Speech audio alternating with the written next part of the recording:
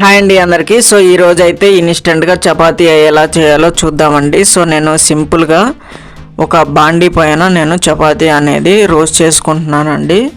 So చాలా simple process chapati చేయటం.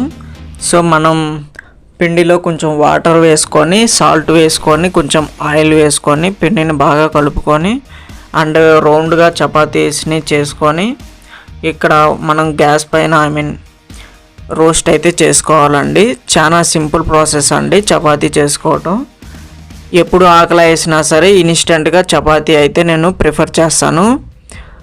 ఓకేనా. సో మీకు చపాతీలు ఇష్టమా కాదా అని చెప్పి కింద కామెంట్స్లో కామెంట్ అయితే చేయండి. సో నేనైతే ఇన్స్టెంట్గా ఎప్పుడు ఆకలి వేసినప్పుడల్లా నేను చపాతీస్ అనేది ప్రిఫర్ చేస్తాను.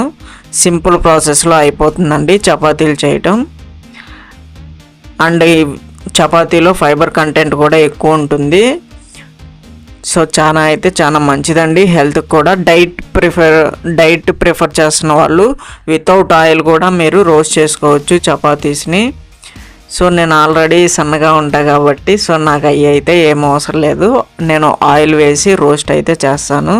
సో సాఫ్ట్గా అయితే వస్తాయండి చపాతీ. సబ్స్క్రైబ్ చేసుకోండి మన యూట్యూబ్ ఛానల్ని.